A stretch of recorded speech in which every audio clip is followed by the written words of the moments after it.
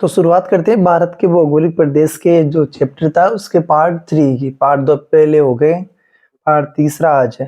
प्रश्न है आज का, राजस्थान के मैदानी प्रदेश को वर्षा के आधार पर कितने भागों में बांटा गया है? राजस्थान के मैदानी प्रदेश को वर्षा के आधार पर 2 भागों में बांटा गया, राजस्थान बांगर और मरुस्थली। 2 भाग हो जाएंगे, राजस्थान बांगर और राजस्थान मरुस्थली। सेकेंड ऑप्शन इसका सही आंसर हो जाएगा। अगला प्रश्न है, निम्नलिखित में से कौन सा विकल्प राजस्थान के मैदान से संबंधित नहीं है? इन चारों विकल्पों में से कौन सा विकल्प राजस्थान के मैदान से संबंधित नहीं है? राजस्थान बांगर, राजस्थान मरुस्थली। थर्ड ऑप्शन हो जाएगा first option and second option दोनों, और फोर्थ हो जाएगा उपरोक्त में से कोई नहीं। तो इस प्रश्न का सही आंसर हो जाएगा राजस्थान बांगर मरुस्थली, ऑप्शन 3। ठीक है, राजस्थान बांगर भी है और मरुस्थल भी है। अगला प्रश्न है हमारा, राजस्थान बांगर क्षेत्र में लगभग कितनी वर्षा होती है? जो राजस्थान का बांगर क्षेत्र है ना, उसमें लगभग कितनी वर्षा होती है? तो उसमें वर्षा होती है 25 से 50 सेंटीमीटर वर्षा होती है। यहाँ अर्ध शुष्क परिस्थितियां पाई जाती है राजस्थान बांगर में, और यहाँ 25 से 50 सेंटीमीटर वर्षा होती है। तो ये है ना 25 सेंटीमीटर समवर्षा के बीच में स्थित है राजस्थान बांगर। ठीक है, अगला प्रश्न है हमारा, राजस्थान बांगर क्षेत्र में जलवायु की कौन सी परिस्थिति पाई जाती है? तो देखो, राजस्थान बांगर में जलवायु की कौन सी परिस्थिति पाई जाती है? शुष्क परिस्थितियां, अर्ध शुष्क, अति शुष्क या अति अर्ध शुष्क? तो इस प्रश्न का सही आंसर हो जाएगा अर्ध शुष्क परिस्थितियां पाई जाती है। सेकेंड ऑप्शन इसका सही आंसर हो जाएगा, अर्ध शुष्क परिस्थितियां। राजस्थान बांगर में अर्ध शुष्क परिस्थितियां पाई जाती है। अगला प्रश्न, राजस्थान के मैदानी प्रदेश का कौन सा भाग 25 सेंटीमीटर समवर्षा रेखा के पश्चिम में स्थित है? राजस्थान के मैदानी प्रदेश का कौन सा भाग 25 सेंटीमीटर समवर्षा रेखा के पश्चिम में स्थित है? मरुस्थली भाग 25 सेंटीमीटर समवर्षा की रेखा की स्थिति में राजस्थान में, बताओ देखिए।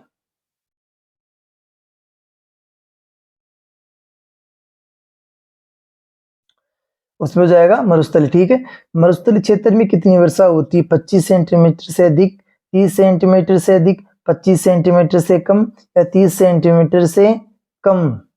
तो देखो, मरुस्थली भाग है ना इस क्षेत्र में, इसमें होती है 25 सेंटीमीटर से कम, और 25 से 50 के बीच में होती है राजस्थान बांगर में। राजस्थान बांगर में 25 से 50। सतलज के मैदान का निर्माण किन नदियों के द्वारा होता है? गंगा, यमुना, सिंधु, माही, रावी, व्यास और सतलज, झेलम और चंबल। सतलज के मैदान का निर्माण होता है रावी नदी, व्यास नदी और सतलज नदी के द्वारा। इन तीनों नदियों से सतलज के मैदान का निर्माण होता है, रावी, व्यास और सतलज। रावी, व्यास, सतलज, रावी, व्यास और सतलज। सतलज के मैदान मुख्य रूप से कहाँ स्थित है? हिमाचल प्रदेश तथा पंजाब में, उत्तराखंड तथा हरियाणा में, गुजरात में तथा पंजाब में, और पंजाब तथा हरियाणा में। तो सतलज के मैदान मुख्य रूप से पंजाब तथा हरियाणा में स्थित है। देखो, इस मैदानी प्रदेश में दोआब पाए जाते हैं। दोआब जानते हो क्या होते हैं? दो नदियों के बीच पाए जाने वाला उपजाऊ मैदान। उपजाऊ मैदान हो गया दोआब। ठीक है, किन मैदानी प्रदेशों में दोआब पाए जाते हैं? राजस्थान के मैदान में, सतलज के मैदान में, गंगा के मैदान में या ब्रह्मपुत्र के मैदान में? मैंने पीछे बताया था इस प्रश्न का आंसर, आप बताओ कौन सा होगा, जल्दी बताओ। देख, गंगा के मैदान होगा, सतलज का मैदान होगा, कौन सा मैदान होगा? मैंने बताया था दोआब होता है उपजाऊ भूमि, जो कि होता है पंजाब और हरियाणा में। पंजाब में देखना कभी भूमि की कीमत, कभी खेती ज्यादा उधर। ठीक है, दो नदियों के बीच पाए जाने वाला उपजाऊ मैदान क्या कहलाता है? बांगर कहलाता है, अवसाद कहलाता है, बंजर कहलाता है या दोआब कहलाता है? 3-4 बार बता दिया मैंने, दो नदियों के बीच पाए जाने वाला उपजाऊ मैदान दोआब कहलाता है। फोर्थ ऑप्शन इसका सही आंसर हो जाएगा दोआब। दोआब। अगला प्रश्न है हमारा, किन नदियों के बीच मालवा के मैदान स्थित है?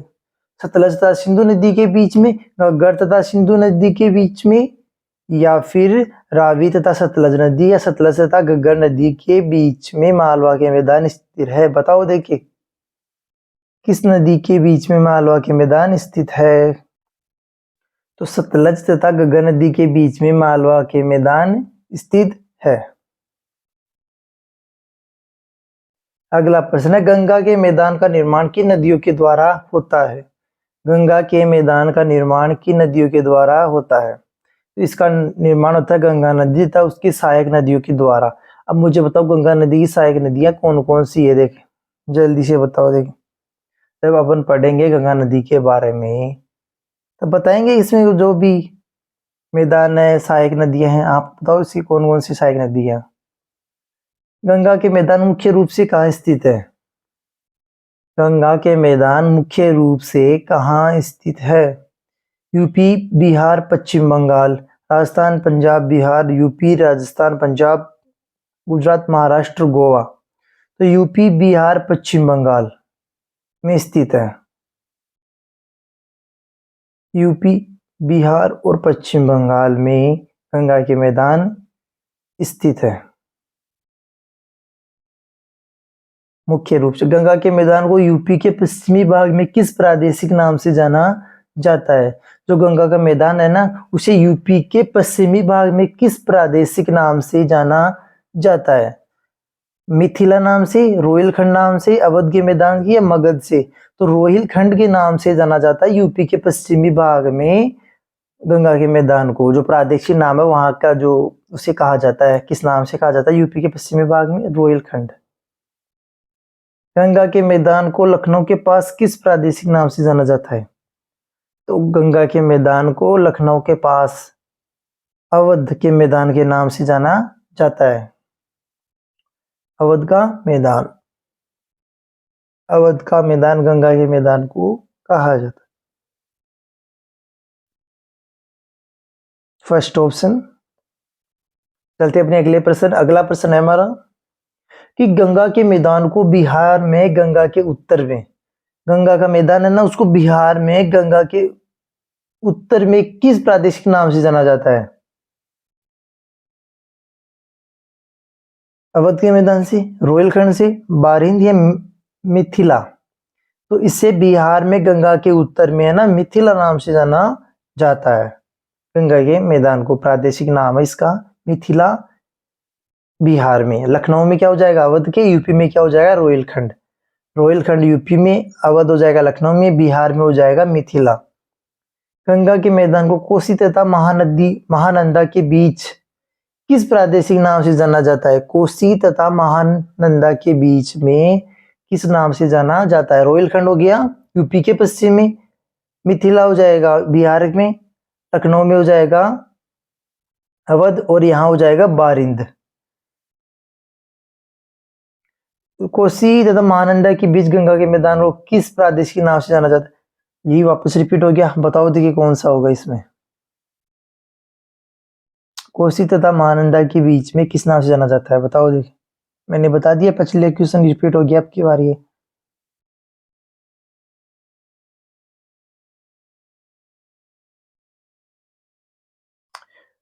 बारिंद, ठीक है। अगला प्रश्न है, भारत का सबसे विस्तृत मैदान कौन सा है? ब्रह्मपुत्र का मैदान, सतलज का मैदान, राजस्थान का मैदान, है गंगा का मैदान? सबसे विस्तृत मैदान कौन सा है? गंगा का मैदान। यहाँ सर्वाधिक उत्पादन पाया जाता है, ठीक है। गंगा के मैदान में सर्वाधिक उत्पादन तथा विस्तृत मैदान है ये गंगा के मैदान, इन चारों में से, ठीक है। Fourth option. अगला प्रश्न है हमारा, ब्रह्मपुत्र के मैदान का निर्माण किन नदियों द्वारा होता है? ब्रह्मपुत्र के मैदान है ना, उनका निर्माण किन नदियों के द्वारा होता है? कोसी नदी तथा उसकी सहायक नदी द्वारा, ब्रह्मपुत्र नदी तथा उसकी सहायक नदियों द्वारा, बाणगंगा नदी तथा उसकी सहायक नदियों द्वारा, या रामगंगा नदी तथा उसकी सहायक नदियों द्वारा? तो ब्रह्मपुत्र का निर्माण होता है ब्रह्मपुत्र तथा उसकी सहायक नदियों के द्वारा। अब इसकी सहायक नदियां कौन कौन सी है बताओ देखिए। ब्रह्मपुत्र के मैदान मुख्य रूप से कहाँ स्थित है? असम में स्थित है, ओडिशा में स्थित है, मणिपुर में स्थित है या मिजोरम में स्थित है? तो ब्रह्मपुत्र के मैदान मुख्य रूप से बताओ कहाँ स्थित है? ये मुख्य रूप से असम में स्थित है। फर्स्ट ऑप्शन का सही आंसर हो जाएगा ब्रह्मपुत्र के मैदान असम मुख्य रूप से।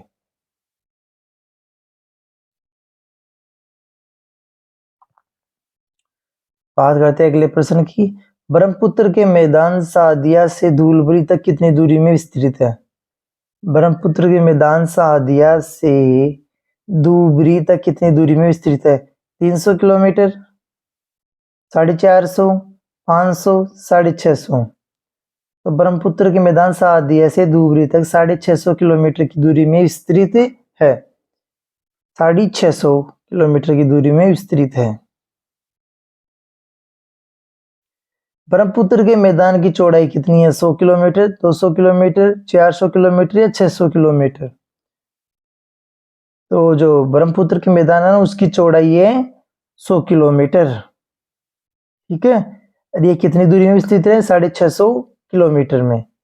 मैंने 560 बताया था पीछे पीछे मैंने कौन कौन से बताया था? तो 560 बताया था, कश्मीर से संबंधित था। वो क्या था बताओ? देखे, एक मैंने बताया था 320 कुमाऊं से संबंधित था, नेपाल से था 800, और जो असम था उससे कितना था? 720। संरचना के आधार पर मैदानों का विभाजन कितने भागों में किया गया है? तो संरचना के आधार पर मैदानों का विभाजन 4 प्रकार से किया गया या 5 प्रकार से? बताओ देखे। 4 प्रकार से किया गया है, भावर, तराई, खादर और बांगर। भावर, तराई, खादर और बांगर। संरचना के आधार पर मैदानों के विभाजन में सम्मिलित नहीं है।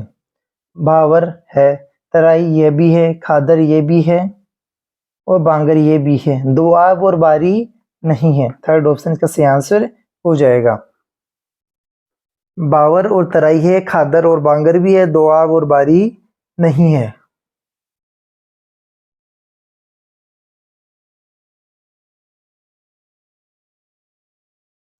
बावर मैदान की चौड़ाई कितनी है?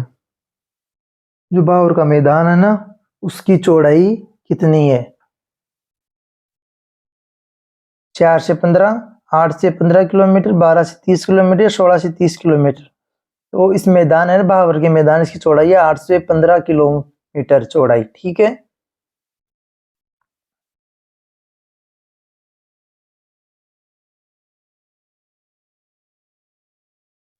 तराई के मैदान की चौड़ाई कितनी है बताओ? देखो 8 से 15 हो जाएगी बावर की, तराई की हो जाएगी 15 से 30। तराई की हो जाएगी 15 से 30, चौड़ाई 8 से 15 हो जाएगी बावर की, तराई की हो जाएगी 15 से 30। तराई में तराई है ना, तराई जो संरचना के मैदान में इसमें दलदली परिस्थितियां पाई जाती है। किन क्षेत्रों में तराई मैदानों पर कृषियां की जाती है? किस क्षेत्र में तराई के मैदान में कृषि की जाती है? Punjab, UP, Punjab Haryana, UP Haryana, Rajasthan Punjab. तो पंजाब तथा यूपी में तराई क्षेत्र में है ना कृषि की जाती है। यहाँ पे दलदली परिस्थिति पाई जाती है, गहन वन स्थिति, वन्य जीव पाए जाते हैं यहाँ पे। वन नदी के दोनों ओर बाढ़ के मैदानों में पाए जाने वाले नए अवसादों से निर्मित मैदान को क्या कहते हैं? नदी के दोनों ओर बाढ़ के मैदान में पाए जाने वाले नए अवसादों से निर्मित मैदान को क्या कहते हैं? खादर कहते हैं। खादर कहते हैं किसे? जो नए अवसाद बनते हैं ना, किसे? नदियों के दोनों ओर बाढ़ से, उसे खादर कहते हैं। Third option. पंजाब में खादर के मैदान को क्या कहते हैं? देखो इस खादर के मैदान में क्या है ना, जो भूमि अत्यधिक उपजाऊ होती है, यहाँ सर्वाधिक उत्पादकता पाई जाती है। कहाँ पे? खादर में। जो आगे ना पंजाब और कहाँ पे होती है बताओ खादर के मैदान? पंजाब में खादर के मैदान को बेट कहते हैं, बेट। पंजाब में खेती नहीं होती क्या ज्यादा? पंजाब में खेती ज्यादा नहीं होती क्या बताओ देखिए। बांगर क्षेत्र में कैल्शियम के पिंड पाए जाते हैं जिन्हें क्या कहते हैं? बांगर क्षेत्र में कैल्शियम के पिंड पाए जाते हैं जिन्हें हम क्या कहते हैं?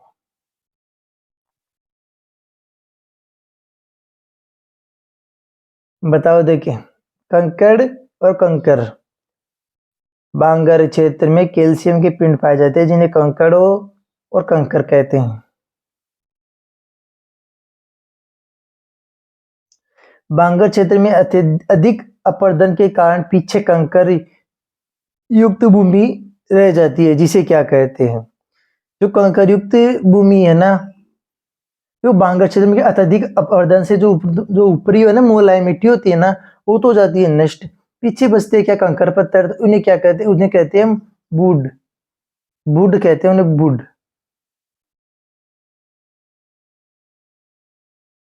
थार मरुस्थल का कुल क्षेत्रफल कितना है?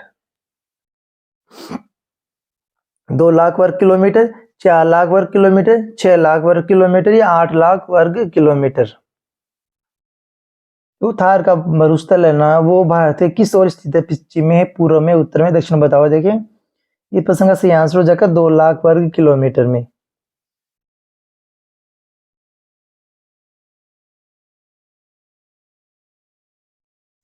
कितना प्रतिशत थार का मरुस्थल भारत में है? अच्छा क्वेश्चन है। देखो, कितना प्रतिशत थार का मरुस्थल भारत में है?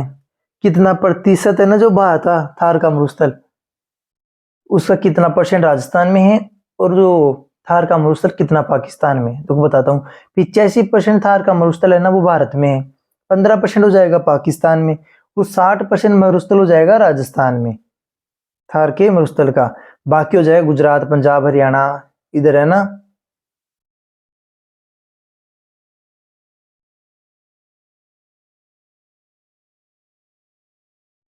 कितना थार का मरुस्थल पाकिस्तान में? मैंने बताया ना, 85 अगर इंडिया में है तो बच्चा 15, 15 पाकिस्तान में। और जो 60% मरुस्थल है ना वो राजस्थान में हो जाएगा, बाकी 40% गुजरात, पंजाब, हरियाणा इधर हो जाएगा। ठीक है। राजस्थान में कितना प्रतिशत मरुस्थल है? 60%, पहले बता दिया मैंने। 60%। 85% भारत में, 15 पाकिस्तान में, 60 राजस्थान में। और इस मरुस्थल है ना, इसमें पाई जाती है शुष्क तथा अर्ध शुष्क परिस्थितियां, और इन मैदानों की लूनी सबसे प्रमुख नदी है। और अब देखो, इधर मरुस्थल है तो इसमें क्या है, लवणीय झीलें पाई जाती है बहुत सी, लवणीय झील बहुत सी पाई जाती है। उत्तर पश्चिमी मरुस्थलीय प्रदेश में किस प्रकार की परिस्थितियां पाई जाती है? उत्तर पश्चिमी मरुस्थलीय प्रदेश में किस प्रकार की परिस्थितियां पाई जाती है? शुष्क परिस्थितियां, अर्धशुष्क, अतिशुष्क या शुष्क व अर्धशुष्क परिस्थितियां?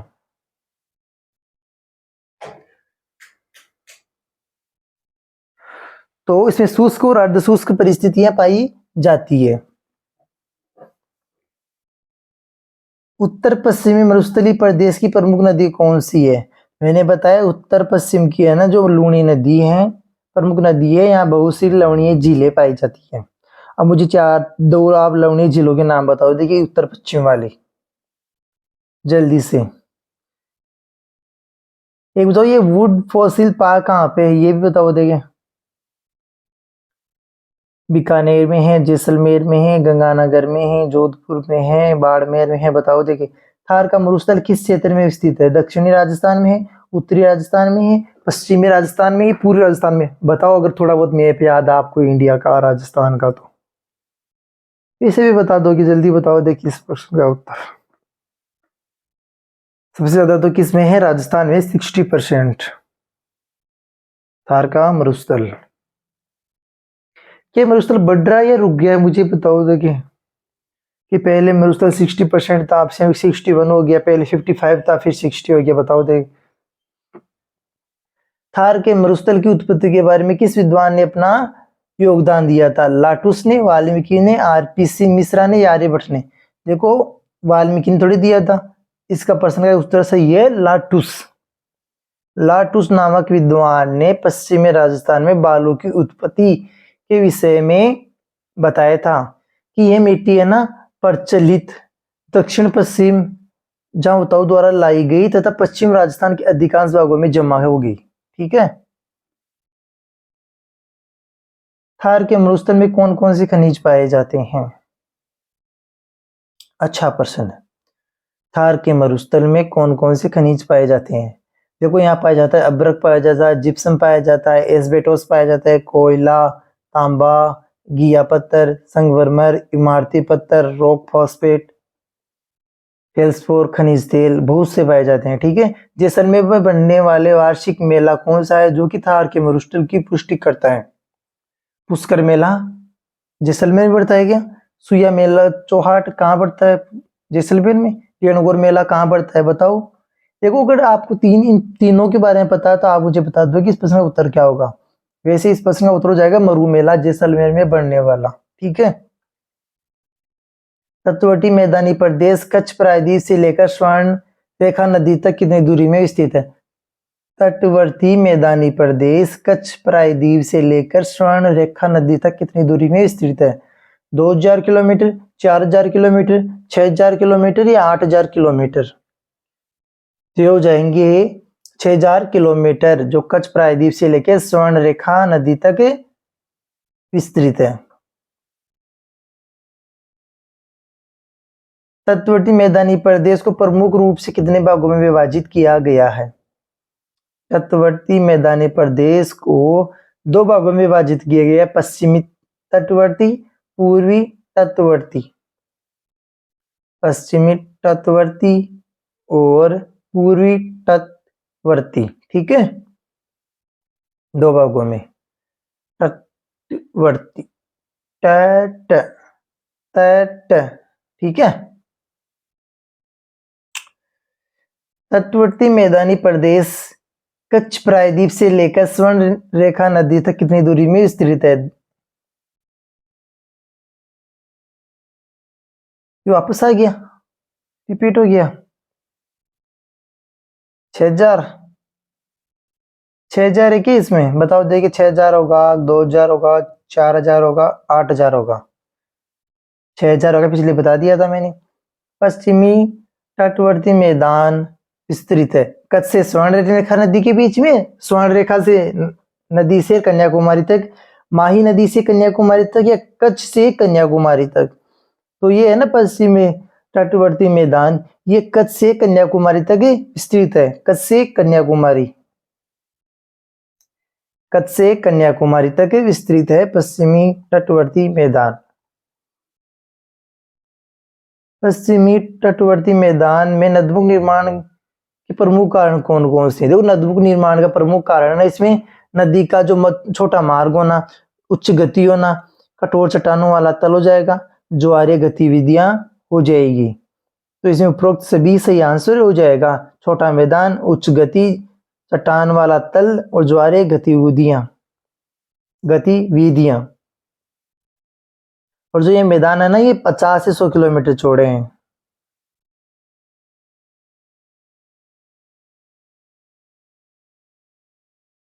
जो चौड़ा ये बार चेक लेना, 50 से 100 किलोमीटर से ये क्या, थोड़ा मुझे इसमें डाउट लग रहा है। ठीक है, गूगल कर लेना एक बार। पश्चिमी तटवर्ती मैदानों की औसत चौड़ाई कितनी है? इनकी औसत चौड़ाई हो जाएगी 64 किलोमीटर, 64 किलोमीटर। बात करते हैं अगले प्रश्न की। पश्चिमी तटवर्ती मैदानी भाग का कौन सा प्रादेशिक विभाजन नहीं है?